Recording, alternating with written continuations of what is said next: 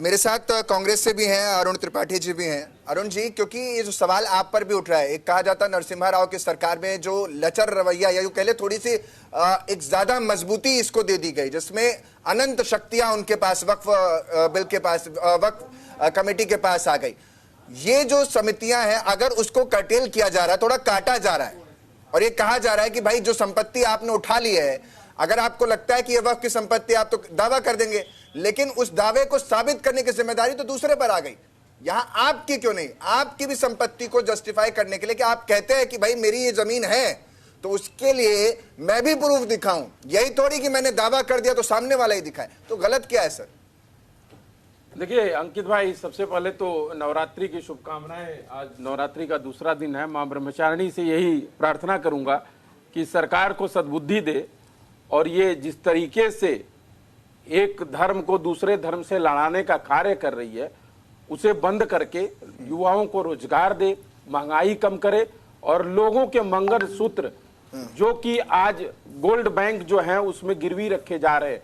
कल का पेपर पढ़ लीजिएगा, आज तक के इतिहास में सबसे ज्यादा मंगलसूत्र गिरवी रखे गए। तो उनको महंगाई कम करे और मंगलसूत्र रखने का नौबत ना आए। दूसरी चीज, ईद की मुबारकबाद सभी मुस्लिम भाइयों को। मेरे जवाब नहीं दिया। अरुण जी सपोर्ट कर रहे हैं ना? नहीं, मैं आ रहा हूं उस पे। इतनी जल्दी आप आतुर हो जा रहे हैं, मैं भी आतुरता से और भी प्रश्न पूछ सकता हूं। आप मुद्दे से भटक रहे हैं। मुद्दे से नहीं भटक रहे। आपने अभी प्रोमो में दिखाया, अंकित भाई अभी आपने प्रोमो में दिखाया कि ईद के समय में हिंसा, लेकिन ये नहीं दिखाया कि ईद के समय में हिंदू भाई जो है मुसलमानों पे फूल बरसा रहे हैं।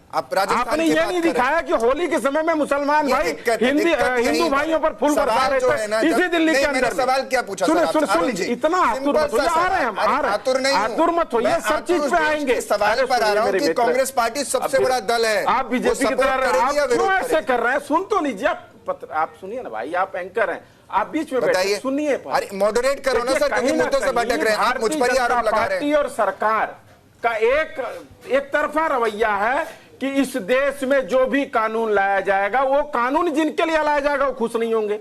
अभी मेरे भाई ने भी बताया, किसान कानून लाए, किसान खुश नहीं। अभी वक्फ बोर्ड कानून ला रहे हैं, उस पे मुसलमान खुश नहीं। जवानों के लिए लाते हैं, जवान खुश नहीं। युवाओं के लिए लाते हैं, युवा खुश नहीं। तो सरकार इस तरीके का जो नियम बनाती है, क्यों नहीं सहमति में लेती है? दूसरी चीज, जब आपको पता है स्टेट काउंसिल बोर्ड जो है उसको क्यों कमजोर किया जा रहा है? जो आपने कहा अभी कि पीवी नरसिम्हा राव जी का बात कर दिए, आपको पता है वो घटना कब की है? 1995 की। उस समय भारतीय जनता पार्टी विपक्ष में थी, तो भारतीय जनता पार्टी उस समय सहमति जताई थी, क्यों नहीं विरोध किया भारतीय जनता पार्टी ने? अभी भी नहीं दिया। फिर उसके बाद 2013 में हुआ, फिर भारतीय जनता पार्टी ने क्यों नहीं विरोध किया? आज मेरे भाई कह रहे हैं कि 150 संपत्तियां जो है कांग्रेस ने दे दी। मैं ये पूछना चाहता हूं, जो अंबानी का जंगल है जिसमें अभी माननीय साहब प्रधानमंत्री जी घूम के आए हैं, वो किसका जमीन है?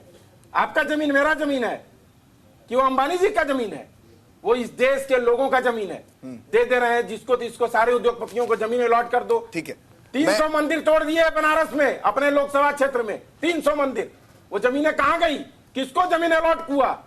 ठीक है, ये सवाल का जवाब वाला है। बस आप लोग एक ही चीज पूछिए, काला कपड़ा क्यों लगाया? ईद पे हिंसा क्यों हो रहा है? मुसलमान क्यों टोपी नहीं पहन रहा है? मुसलमान क्यों टोपी पहन रहा है? अरे भैया, इस देश में थोड़ा ध्यान दीजिए। रोजगार नहीं है, न्यूज चैनलों से पत्रकार निकाले जा रहे हैं, कोई पूछने वाला नहीं है। ठीक है अरुण जी, इतना दर्द आपको है, मुझे बड़ा अच्छा लगा कि आपने वो मुद्दे पे उठा दिए जिनका जिक्र शायद मुझे नहीं लगता कि अभी मौजूदा स्थिति में, बस जवाब नहीं दिया जो मेरे सवाल थे कि कांग्रेस स्टैंड कहां रखेगी।